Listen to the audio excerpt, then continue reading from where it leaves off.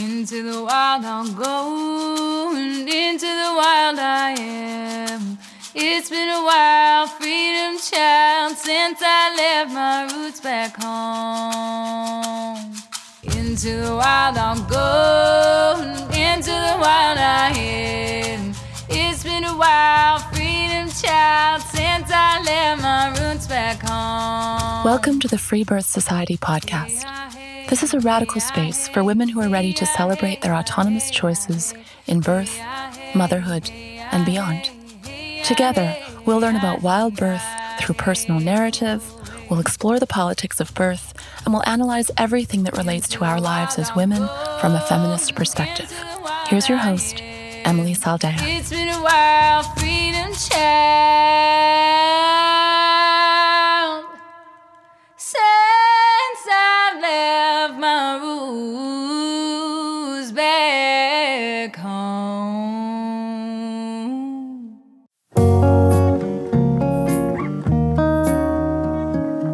Sister, is birth work your calling? Do you long to witness and support the awesome power of women as we make life, form kinship, and transform the world through undisturbed, mother-centered birth?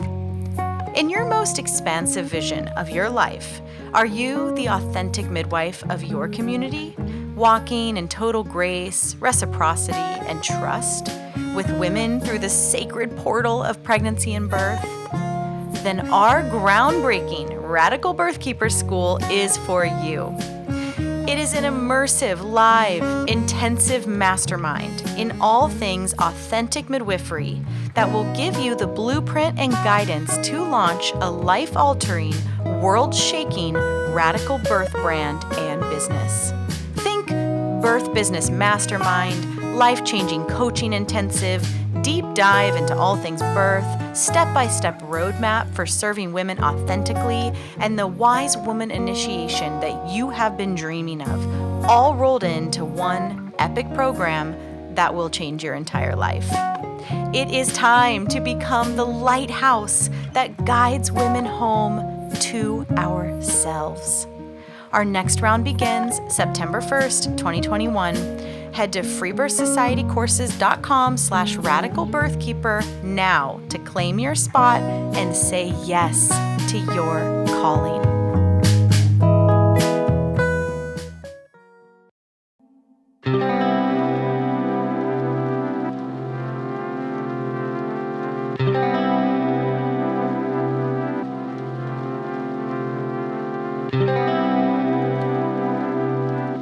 From a very young age, Emily Bruce was drawn to understanding global female oppression and committed herself to learn what she could do about the liberation of women and girls.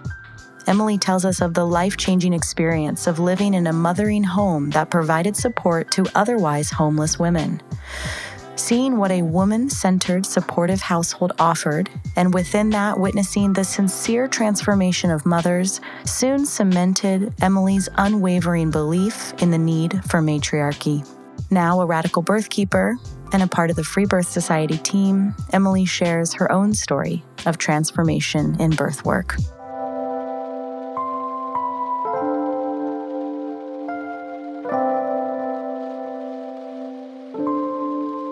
So I've always had an interest in children. Mostly it began with babysitting and childcare. And I was radicalized by the book Half the Sky at age 13, which I know you've talked about. Yeah. And I had just an intuitive feeling my whole life that women were the way forward. And reading that book, even at such a young age, I was like, yeah, obviously this makes sense. That is a hardcore book to read at 13. Yeah, I was pretty young.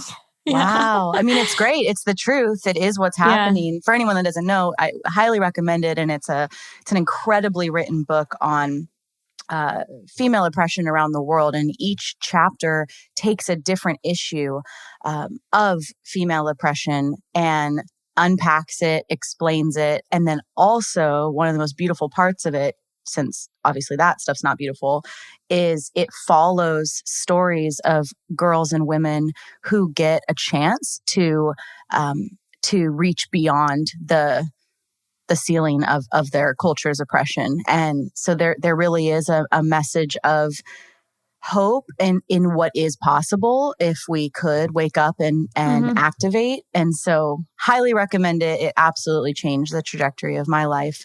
And it sounds like yours. And it is intense. Yeah. Yeah. And I've always been kind of an intense, like even as a child, I was always interested in like prison work and service work, and just, I was never like a normal kid. I remember at like 11, I asked my mom, like, why, when people get married, like, can I put the ring on my own finger? Like, why does a guy have to do it? And my mom's just like, oh my God. But so that was kind of always awesome. my lens. I hope my daughter's like that. And I love that you just like come into the world like this, I know. Yeah. And then I went to an all-girls Catholic high school, which was, looking back, obviously there were some parts that were like, whoa, the sexual education piece and some of the more cultural issues and religious issues that I've unpacked. But it was still a really great space for me to like grow into my confidence as a woman. Like I never really went through the time period of being like really self-conscious, especially like around boys or anything like that, because it just wasn't really a part of my life in a big way. And in high school, I got really into kind of like the service work and the social justice world. And that led me to choosing a college that was a lot more liberal and very focused on social justice again. And through that, I was learning just about all different issues that I would be really interested in, like, education or poverty or domestic violence or prison again. And I would just like dive in and try to get to the bottom of it. I felt like I was always trying to figure out like, okay, what's the thing that I can do that can make the most change and have the most impact? So I ended up going with teaching.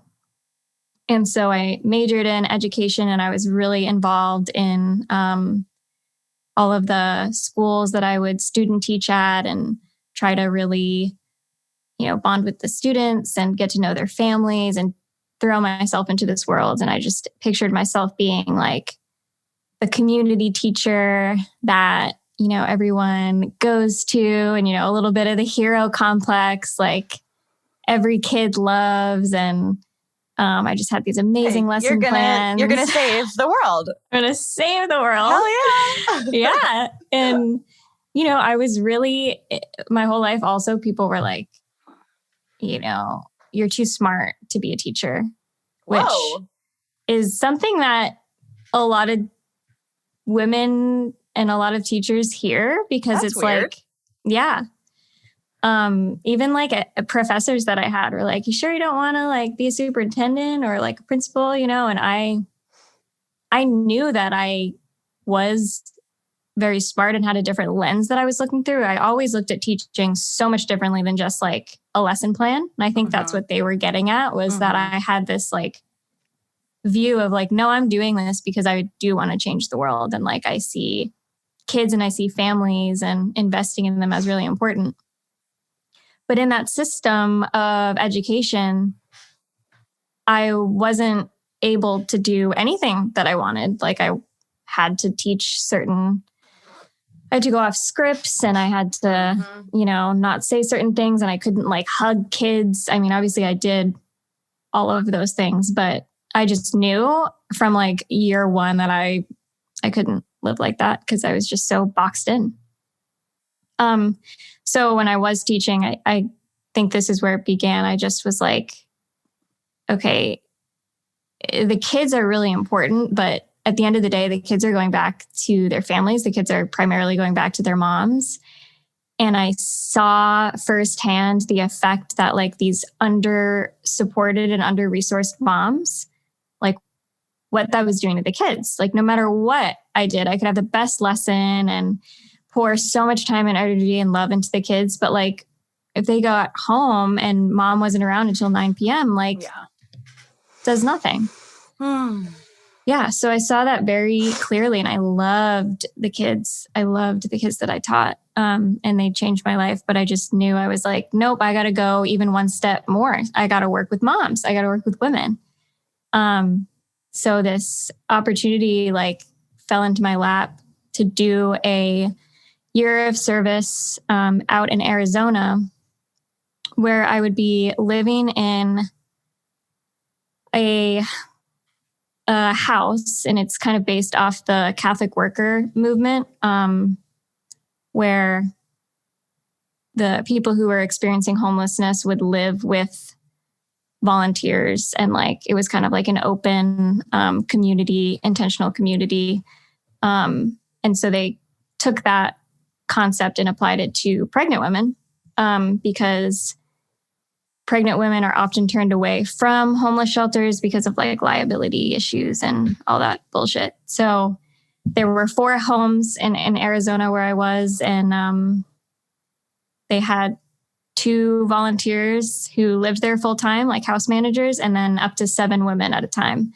So for a year I lived there, and I think, I mean, obviously I was like thrown into this world of birth because I just was living with pregnant women, and they weren't just like my clients. They were my sisters and like mom figures and just my inspirations for everything. And so I got to see their babies grow up. They could live there until their babies were a year old. So some women came like, you know, a month pregnant, and they stayed until their baby was a year. So they lived there for so long. And my role there was really just to like foster a community and like, you know, make sure everything was running as smoothly as it could be and really offer that like emotional support. But it wasn't really coming from me. It was coming from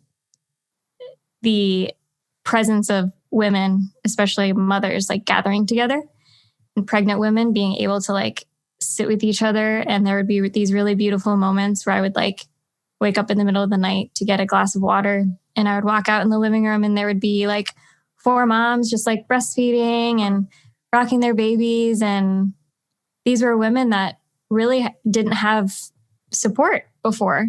And it was the support that made the difference in their lives. It wasn't like the roof over their heads. It wasn't me like, you know, holding their baby while they're showered. It was like the other women that they could knock on their door when, you know, they didn't know how to comfort their baby, or they could talk out their birth with, or discuss things that happened to them in their childhood. And I feel like I just spent that year kind of like watching from the background at like the magic that was happening. And Wow. Yeah. And these women that on paper should have, you know, they had all checked all the boxes of like, you know, horrible childhood experiences, often sexual abuse, drug and prostitution at a really young age, and then just abusive relationships, you know, all of it. And then they come together in community and heal. Yeah. And like the healing is it's not professional. Like right. It wasn't it's the not therapy. Complicated. It's making me cry. Just like the answer's right here. Yeah. It's just not like, it's just not complicated. I guess the logistics to create homes like that and the funding and the, you know, that stuff can be kind of complicated, but the answer is right here. Mm-hmm. Seriously. That's beautiful. What a gift. Oh my gosh. Yeah. It was the most challenging and most beautiful thing that I have ever been a part of thus far.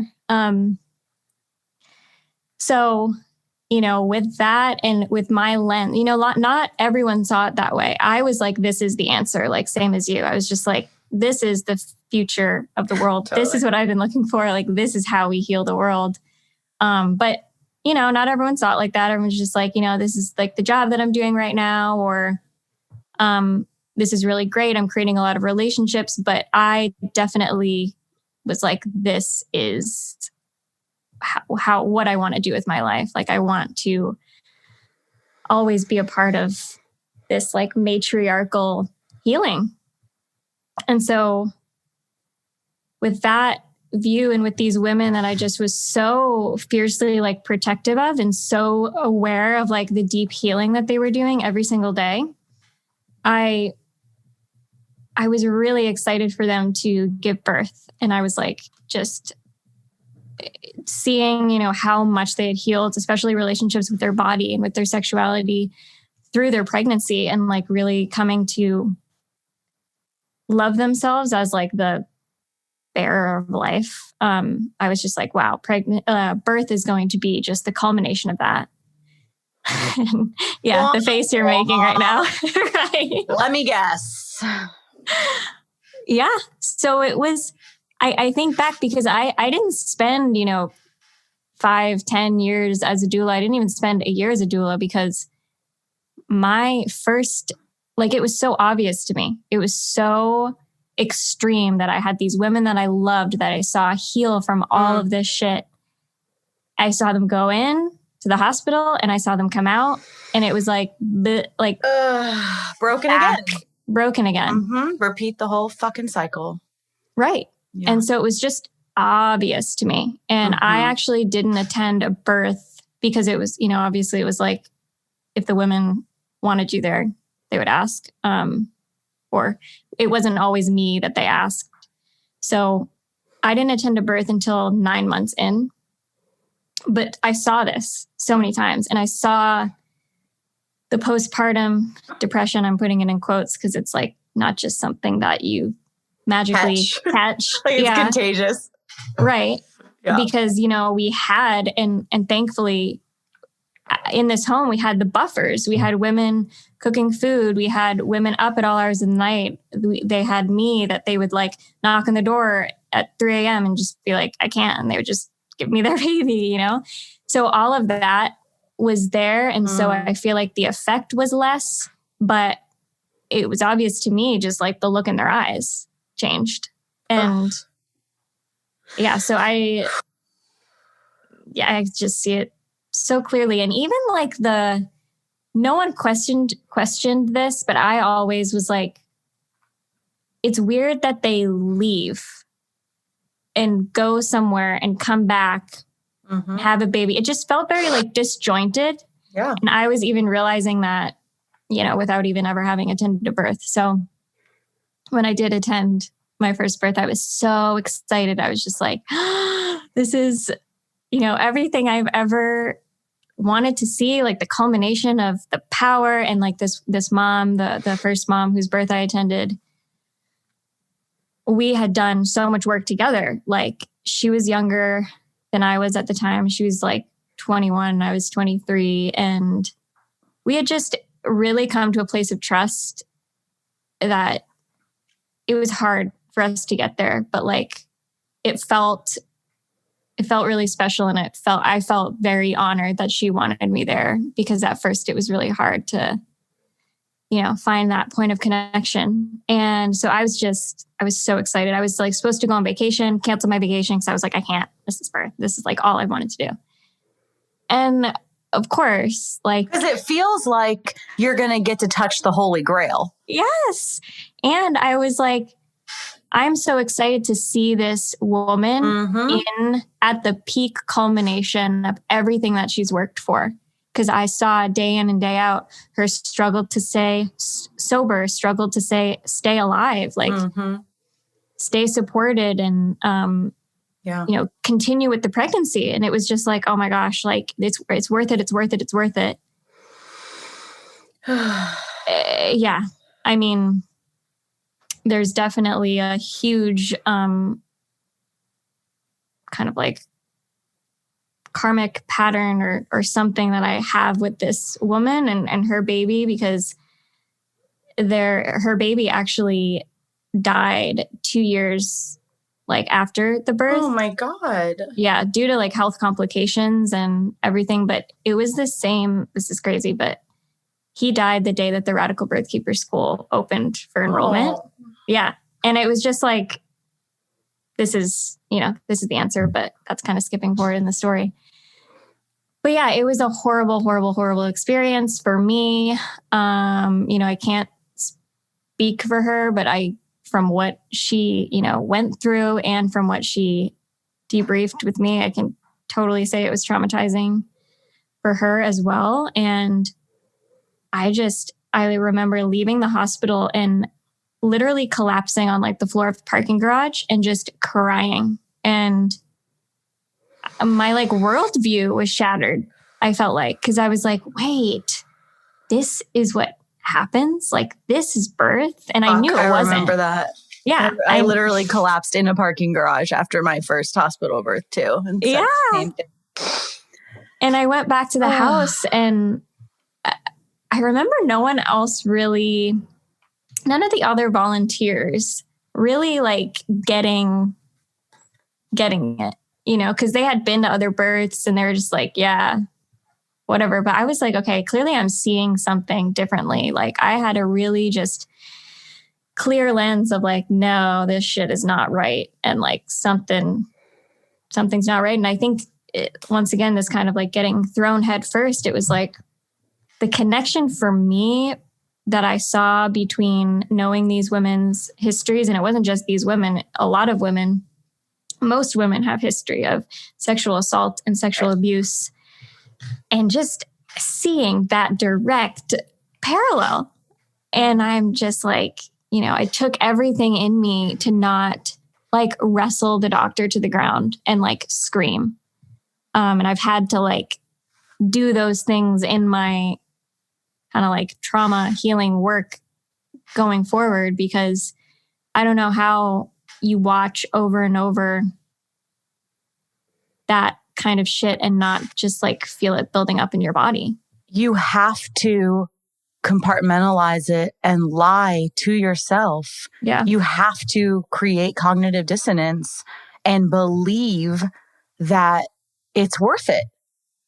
And if and as doulas are trained and as women are trained to believe that it's so dangerous to birth and you're right on the cusp of death at any point and your body's so unpredictable and, not to be trusted, you have to believe all these things consciously or unconsciously to build and allow an entire, business of support around watching women get abused. And you also, as you know, have to really believe that you as the doula are making a difference. Right. And for anyone who's new to the podcast, I'm saying this after a decade of doulaing. Like I'm not on my high horse about this. This is brutal discovery. Yeah. And I wonder if it would have been the same for me if I hadn't spent the past 9 months hearing the details of their lives and what they had gone through and how they had healed and how, just seeing that work day in and day out. Well, I think also a lot of doulas, like my approach was reform. It wasn't ever, the hospital system's fine. And I don't think a lot of doulas that I've ever met think that, right? It's more like, it's the total hero complex. Like, I saw a handful of normal births at home, more or less normal, and then went into the hospital system and was like, same as you, like, what the fuck? This is what's happening. Oh, okay, now it's on. And I remember being like, okay, it's on. Like, this is where I am now. But it was all rooted in reform. And I think that's where most doulas, whether they know it or not, are committed. That this idea that if they can make a difference from the inside. Yeah. And that's kind of where I went after that first birth. I was like, oh, yeah, okay, this is the system that I'm going to get in and like save. I finally found like the system that I'm like, okay, if I just fix this one, this one system, then everything will be better. And that's really how I still view healing birth. But it was, kind of inverted way of looking at it, but I knew that I had touched on something there because of just the drastic change that I'd seen in these moms that I just love so much. And so I'm after that birth and a couple other births, I met a doula who would like come and volunteer at the house that I was living and just like talk to the moms and hold like kind of like prenatal circles and things like that. And I was like, tell me what a doula does, you know, and she told me and she was more conscious than most of. She kind of was like, you know, I'm a home birth doula. I don't go in the hospitals, you know, for XYZ reason. And I was kind of like, well, that'll be my thing though. Like I'll go in the hospital and I'll be able to make changes that, you know, clearly the millions of people before me just weren't able to make. Like I can do it. Yeah. Yeah. But, you know, leaving that year and having so much trauma from that year, because I wasn't really able to process just anything because I was living with the women. And so it wasn't like I could go to work and come home at the end of the day and like talk it out or cry it out. It was constant. It was just like immersing myself in this lifestyle. So when I left, I had so much healing to do. And a lot of it was body based. And I got really into like somatic therapy. And in that, I just learned, I was like, oh, I can't bring my nervous system back up to that level again and again. That's not healthy or safe for anyone. And I did take the like doula, both postpartum and birth doula trainings. And I thought that was going to be my path. I didn't learn anything from the training. I remember leaving being like, I thought I was going to be like changed. Me too, dude. But I was like, so there's 3 different positions you can put a woman in when she has an epidural.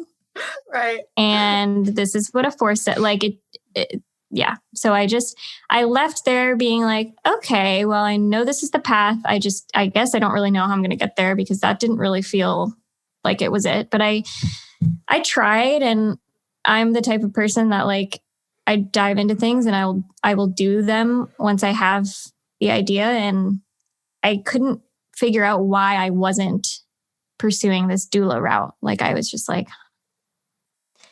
it didn't feel right. And I never did the reading. I never wanted to do the reading, and I never wanted to fill out all the like certification paperwork and everything. And I just was kind of in this place of limbo where I was really passionate about birth and moms and knew this was my path, but just didn't have any idea how to be the woman that I wanted to be, like in this birth space. And then I stumbled upon the Freebirth Society because in my doula training, someone mentioned Freebirth and I had never even heard the term. And the like trainer was like, oh no, I'd never attend a Freebirth. Like you never want to do that. You know, get out of that situation as soon as possible. And of course, with me, I'm like, ooh, what's that? You know, I was like, the one thing that they tell me that I shouldn't do, I started getting really interested in it. And then very shortly was like, oh, it's just birth. Like Freebirth is just birth without all of the other shit that I was traumatized witnessing. Like it's birth without the abuse and the medical rape and the bullying and the sabotage.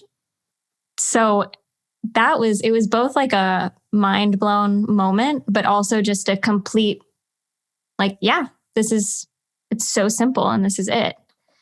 And I just started listening to, you know, every podcast and just remember like hearing everything that you were saying and just being like, yes, like I want to do what this woman is doing. Like, I don't know how she got to this path, but like, I need to figure out a way to be like this. And it felt both, radical and this like new path that no one around me was forging, obviously. But then it also felt so familiar and like ancient, and just, feeling this tug between doing something like progressively new and paradigm shifting, but also just reconnecting to like the roots of how birth has always been.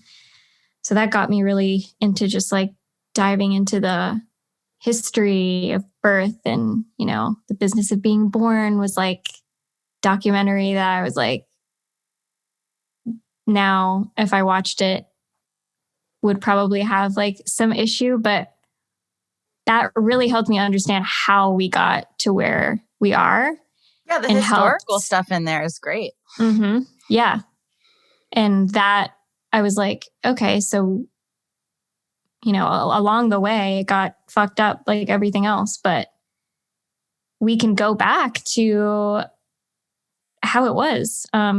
Or even better, go forward to a whole new life where birth can happen most of the time undisturbed, and we can have surgical centers for the rare needed times. Like, that's what's up. Oh, yeah. That's not what's up currently, but that could be what's up. Right. Well, and that's what made me realize that, okay, this is going to take me like transforming into like a new woman almost. Like I have to really shift like my perspective on life and like relearn so many things. And I really wanted to, because I felt like there was this, magic on the other side of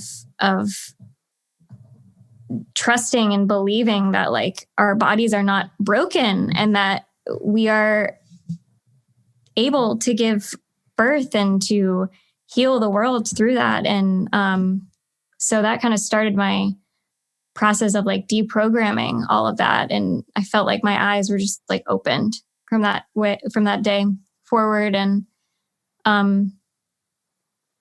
then the Radical Birthkeeper school fell into my lap, and at the perfect time.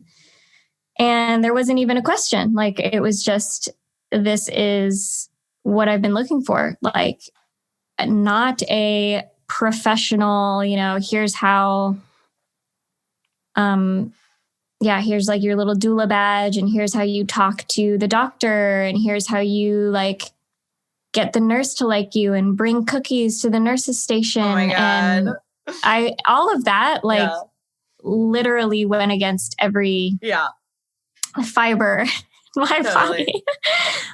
Realizing that I needed formation. Like I needed to be trained in, not in like, again, how to suck up to a doctor and how to help a woman not get an episiotomy, and how to like hold a woman's hand while, she gets raped. And I was like, I need to learn what I have to unlearn. And I have to, I need to remember like the ritual around birth and the ceremony. And I'm reading the Red Tent right now.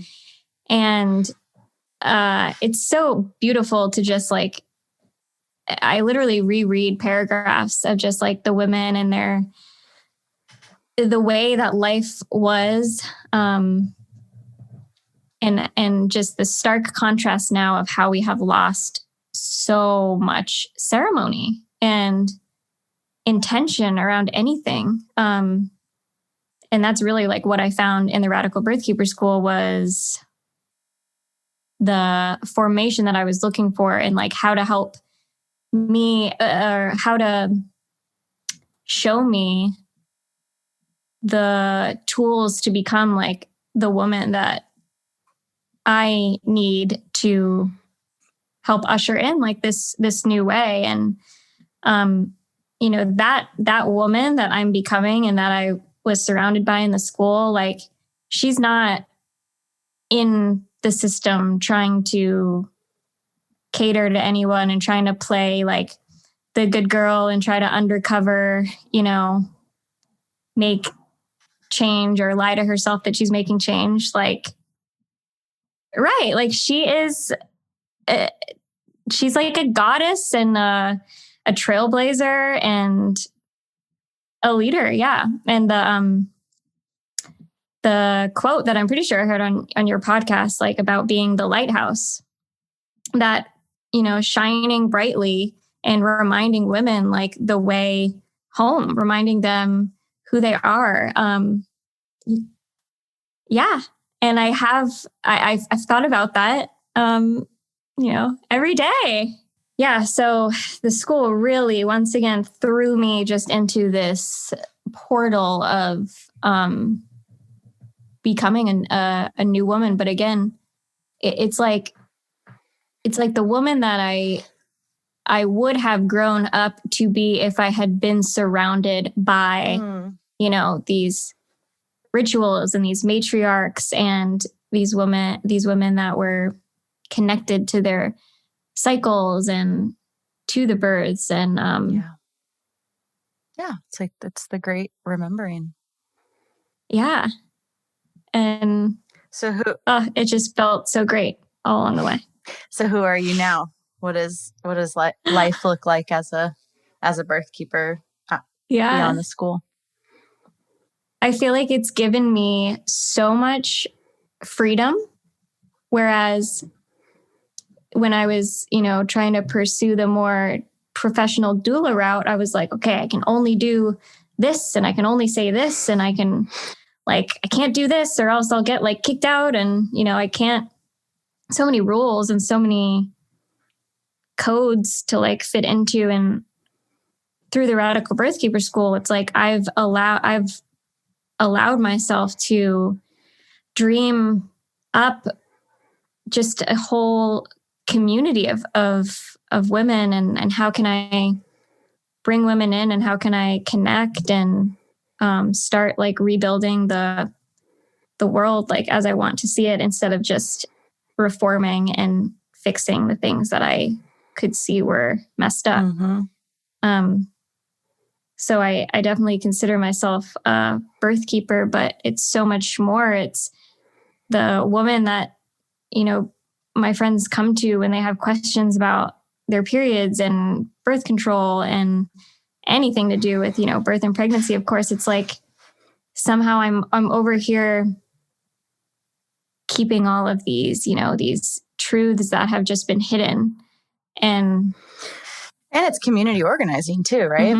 Like it's doing the circles, it's doing the women's gatherings of spaces and protecting those spaces and you know, showing women what, leading and guiding what it means to connect in intention and in ritual, even as we fumble through it. You know, it's like no one taught me how to do this. Like we're all just kind of picking it up and figuring it out along the way and trying it out. Yeah. And finally being able to kind of get to that root of like, okay, yeah, when more and more women are connecting back to themselves and each other, then this is how the world changes. Like, you know, changing policies is great and changing, you know, laws and all those things from the top down. But the real, true, sustainable change in the world I see comes from women being in their power.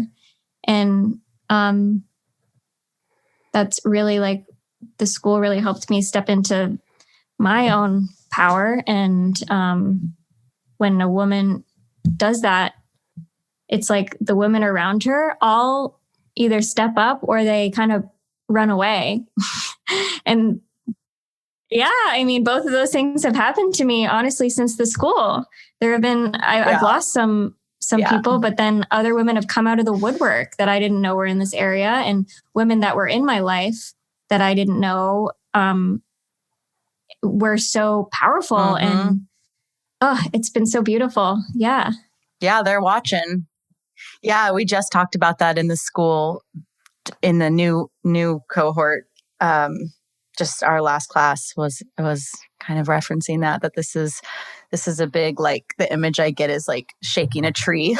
Like anyone who's not here for it just kind of falls off, and that it is, it can feel lonely and it can feel there can be a lot of sadness in the loss or the grieving of what can happen. The more you live in your power and in your authenticity, and the people who are just not up for that and how that triggers them and turns them off. But in that, like you said, the people who come forward, it's like calling in your playmates, and the playmates change. And, as my mentor says, the playground gets smaller. Like who comes to the playground, the list gets smaller. Yeah. But it's a co-creation. Like I don't want to play with a lot of people anymore because I want to play in a certain way that, has these conscious leadership tools, at the forefront. There's a certain integral way I like to play with people in my life. When I say play, I mean communicate and be in conflict and create, all of it. And it gets smaller and smaller for sure. But the people that are there are fucking epic.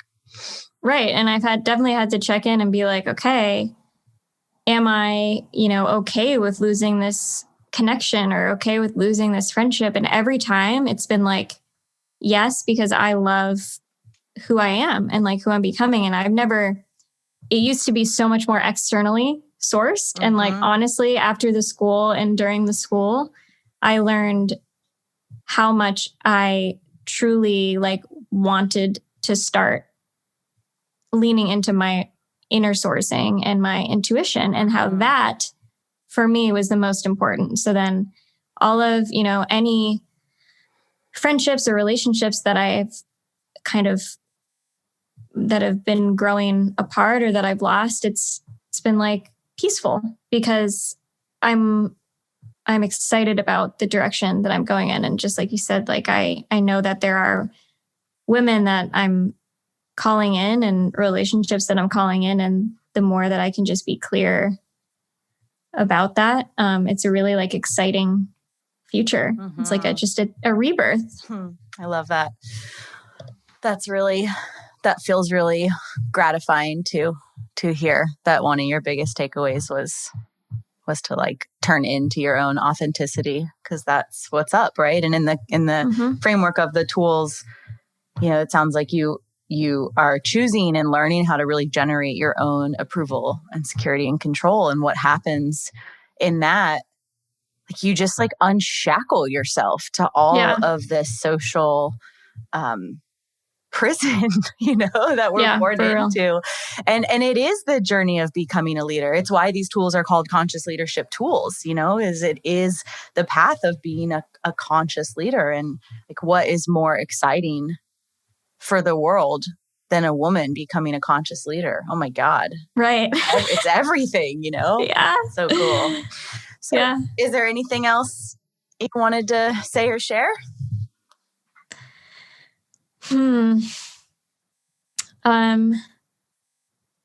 Just that if you are a woman looking for formation and looking for community and sisters to bring you back to yourself and to like bring you back to your intuition and the knowing that you have deep down, obviously I would highly recommend the Radical Birthkeeper School, and also start with connecting with women in intentional ways in your community. And if anyone is in Baltimore, I'm in Baltimore, Maryland, and I do in-person circles and just love connecting with people. And that is really the way forward in like this time where we are increasingly more and more and more isolated.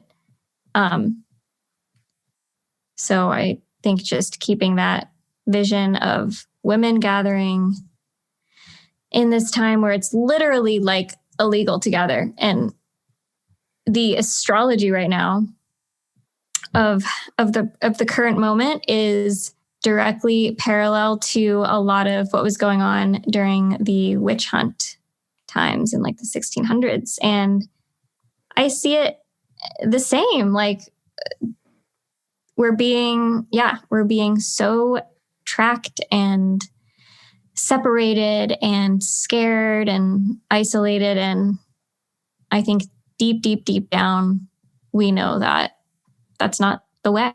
So someone in my family the other day, I was saying that stuff, and they were like, so you think there's some like motive? Like what do you think that they get out of this? I was like, are you fucking kidding? What? Like that it would be like crazy to conceive of a sinister motive for control. Right. It was like actually laughable. Like, my God. And that's the other thing that I was gonna say too. Like, once you leave one system, right, that's like fucking you over. Yeah, it's over. You start leaving everything. Like, I'm like, oh wow, I was a teacher, and now I'm like, my kids are never entering totally public school. Like, totally, it's crazy. Well, that is, I think, possibly, well, for me, for sure, one of the gifts in the cray cray of what's happening is it is inviting me, pushing me to go even further in creating my own systems, my own culture, my own community, my own schools, my own everything, and it's like, okay, well, I guess it does things have to get really bad for shifts to happen internally and externally. So here we are. You're right. Here we are. So how can people find you? Yeah. So my birth business name is Leo Rising Birthkeeping. So I'm on Instagram as Leo Rising Birthkeeping, and my website is leorisingbirthkeeping.com. I also have a podcast called The Fifth Element, and we talk about astrology and spirituality and overall connecting to your intuition. So we do talk about things like birth and other avenues that women reconnect with their intuition. And again, I'm in Baltimore. So if anyone wants support and friendship, I'm in Baltimore, Maryland, and I do also online virtual support and coaching. So you can find me on any social medias or through my website. Awesome. Thank you. Thank you, Emily. This is a dream. And that's it for today, my sisters. Check out everything we do, including one-on-one and group coaching, learn about our private membership, in-person retreats, and more on freebirthsociety.com. Our online courses are on freebirthsocietycourses.com, including our flagship course, The Complete Guide to Freebirth. Don't miss the Radical Birthkeeper School if you're ready to become the authentic midwife that women are searching for. Together we rise, and the revolution starts inside each of us. Our opening song is by Shyla Ray. And now, I'll leave you with our Freebirth Society theme song, Wild Woman by Aruba Red. I honor you for the wisdom you held, the ancient traditions of plant medicine and womb magic. I feel the spirit of the ancestors as I place my hands upon my belly. This sacred portal will be honored. Eons upon light beams of survival, withstanding the eradication of our power by design. I will not allow the separation of our young to be forced upon me. My sisters will no longer birth in captivity. The picket line redefined from burning our wild women to paralyzing us and drugging our babes. Strapped down in a clinical white bed, drying up the milk from our breasts. Keep your needles. My family will never again be doomed to chase those dragons or your poison. We reject your fear. We choose love. Everything with intention. Death, ascension. I will fly and bring